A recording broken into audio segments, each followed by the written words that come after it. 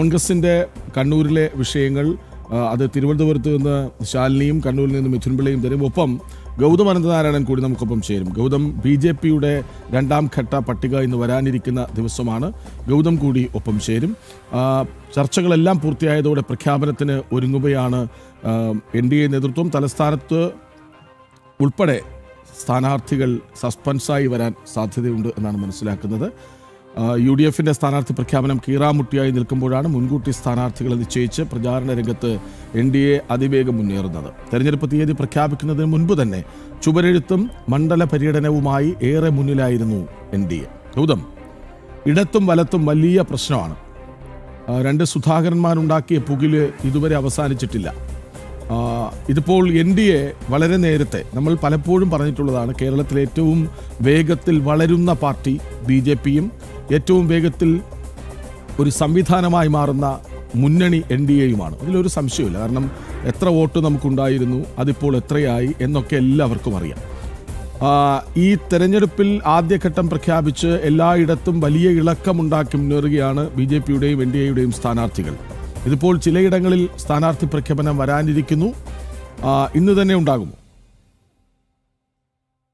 കൃഷ്ണജിനിയും BJPയുടെ രണ്ടാം ഘട്ട സ്ഥാനാർത്ഥി പട്ടികയാണ് പുറത്തു വരേണ്ടത്. ഇന്ന് തന്നെ ഇത് സംബന്ധിച്ചുള്ള ഔദ്യോഗികമായ പ്രഖ്യാപനം ഉണ്ടാകുമെന്നുള്ളതാണ്. ഇന്നലെ വൈകിട്ട് രാത്രി 8 മണിയോടെ BJPയുടെ കേന്ദ്ര തെരഞ്ഞെടുപ്പ് സമിതി യോഗം രാജ്യതലസ്ഥാനത്ത് ചേർന്നിരുന്നു. നമുക്കറിയാം, BJPയുടെ സംഘടനാ സംവിധാനത്തിൽ കേന്ദ്ര തെരഞ്ഞെടുപ്പ് സമിതിയാണ് ലോക്സഭാ തെരഞ്ഞെടുപ്പിലെയും നിയമസഭാ തെരഞ്ഞെടുപ്പുകളിലെയും സ്ഥാനാർത്ഥി നിർണയത്തിന് അന്തിമ രൂപരേഖ നൽകുന്നത്. അതിനാൽ തന്നെ കേരളത്തിലെ വിവിധ മണ്ഡലങ്ങളിൽ നിന്നുള്ള പേരുകളുമായി സംസ്ഥാന അധ്യക്ഷൻ രാജീവ് ചന്ദ്രശേഖർ കഴിഞ്ഞ ദിവസം രാജ്യതലസ്ഥാനത്തെത്തി ഡൽഹിയിലെത്തി. ഒപ്പം പ്രാഥമികമായ ചർച്ചകൾ ദേശീയ നേതൃത്വവുമായി അദ്ദേഹം ഡൽഹിയിൽ നടത്തിയിരുന്നു. അതിനുശേഷമാണ് ഇന്നലെ രാത്രിയിൽ പ്രധാനമന്ത്രി നരേന്ദ്രമോദിയുടെ അധ്യക്ഷതയിൽ 15-അംഗ BJPയുടെ കേന്ദ്ര തെരഞ്ഞെടുപ്പ് സമിതി യോഗം ചേർന്നത്. ആ യോഗത്തിൽ കേരളത്തിൽ നിന്ന് പങ്കെടുത്ത സംസ്ഥാന അധ്യക്ഷൻ രാജീവ് ചന്ദ്രശേഖർ, ഒപ്പം മുതിർന്ന നേതാവ് കുമ്മനം രാജശേഖരൻ, രാജ്യസഭാ അംഗവും BJPയുടെ മുതിർന്ന നേതാവുമായ സദാനന്ദൻ മാസ്റ്റർ എന്നിവർ കേരളത്തിൽ നിന്നുണ്ടായി. കൂടാതെ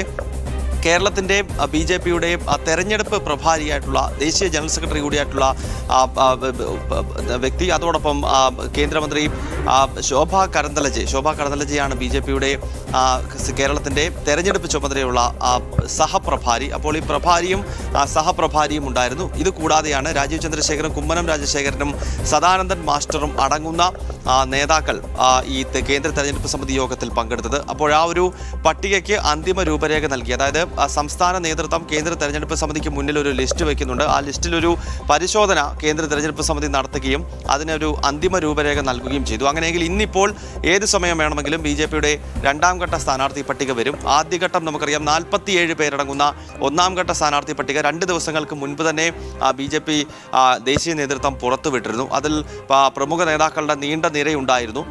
A+ കാറ്റഗറിയിൽ വരുന്ന ഏതാണ്ട് ബഹുഭൂരിപക്ഷം സീറ്റുകളും ആദ്യഘട്ടത്തിൽ തന്നെ BJP പ്രഖ്യാപിച്ചു. അതിൽ നമുക്കറിയാം, തിരുവനന്തപുരത്തൊക്കെ ഏറ്റവും വിജയപ്രതീക്ഷ വെച്ച് പുലർത്തുന്ന നേമവും കഴക്കൂട്ടവും വട്ടിയൂർക്കാവും ആറ്റിങ്ങലും, അതോടൊപ്പം തന്നെ വടക്കൻ കേരളത്തിലേക്ക് ചെന്ന് കഴിഞ്ഞാൽ അവിടെ പാലക്കാടും മലമ്പുഴയും K. സുരേന്ദ്രനൊക്കെ മത്സരിക്കുന്ന മഞ്ചേശ്വരവും ഒക്കെ അടങ്ങുന്ന BJPയുടെ ഏറ്റവും പ്രധാനപ്പെട്ട A+ കാറ്റഗറിയിലുള്ള ബഹുഭൂരിപക്ഷം സീറ്റുകളിലും ആദ്യം തന്നെ ആദ്യഘട്ടത്തിൽ തന്നെ സ്ഥാനാർത്ഥി നിർണയം പൂർത്തിയാക്കി അവിടെ പ്രഖ്യാപനം നടത്തി. അവിടെ പ്രചരണത്തിൽ BJP ബഹുദൂരം മുന്നിലുമാണ്. ഇനിയും രണ്ടാം ഘട്ടം വരുമ്പോൾ രണ്ടാം ഘട്ടത്തിലും കുറച്ച് A+ കാറ്റഗറിയിലുള്ള സീറ്റുകൾ കൂടി പ്രഖ്യാപിക്കാനുണ്ട്. അതിനാൽ തന്നെ കേരള രാഷ്ട്രീയം ഉറ്റുനോക്കുന്നത് അത്തരം സീറ്റുകൾ തന്നെയാണ്. ഇപ്പോൾ ഉദാഹരണത്തിന് പത്തനംതിട്ട ജില്ലയിലെ ആറന്മുള പോലെയുള്ള മണ്ഡലങ്ങളിൽ ആദ്യഘട്ടത്തിൽ സ്ഥാനാർത്ഥി പ്രഖ്യാപനം ഉണ്ടായില്ല. അതിനാൽ ആറന്മുള, അതോടൊപ്പം തന്നെ വടക്കൻ കേരളത്തിലേക്ക് എത്തിക്കഴിഞ്ഞാൽ അവിടെ കാസർഗോഡ്, തിരുവനന്തപുരത്തേക്ക് വന്നാൽ തിരുവനന്തപുരം സെൻട്രൽ തുടങ്ങി BJPയുടെ A+ കാറ്റഗറിയിലുള്ള ചുരുക്കം ചില സീറ്റുകളിൽ കൂടിയാണ് ഇനിയും സ്ഥാനാർത്ഥി പ്രഖ്യാപനം ഉണ്ടാക്കേണ്ടത്. അത് തീർച്ചയായിട്ടും ഇന്നിപ്പോൾ പുറത്തു വരാൻ പോകുന്ന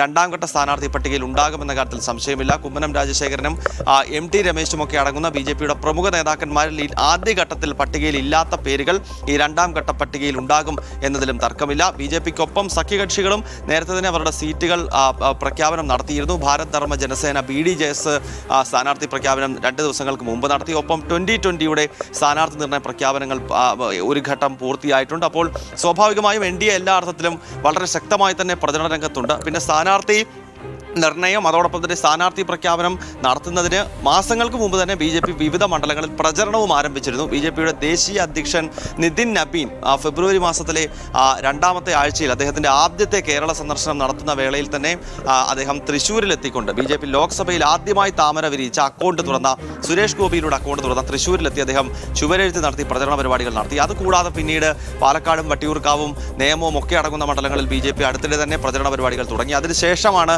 47 അംഗ ആദ്യഘട്ട സ്ഥാനാർത്ഥി പട്ടിക പുറത്തിറക്കിയത്. ഇനിയും രണ്ടാം ഘട്ട സ്ഥാനാർത്ഥി പട്ടികയ്ക്കായി ഏവരും ഉറ്റുനോക്കുകയാണ്. അത് ഇന്ന് വളരെ വൈകാതെ തന്നെ പുറത്തുവരും. ഇന്നലെ പ്രധാനമന്ത്രി നരേന്ദ്രമോദിയുടെ അധ്യക്ഷതയിൽ ചേർന്ന സുപ്രധാനമായ BJPയുടെ കേന്ദ്ര തെരഞ്ഞെടുപ്പ് സമിതി രണ്ടാം ഘട്ട സ്ഥാനാർത്ഥി പട്ടികയ്ക്ക് അന്തിമ രൂപം നൽകി കഴിഞ്ഞു. ശരി, ഏതായാലും NDA വളരെ പ്രതീക്ഷയിലാണ്.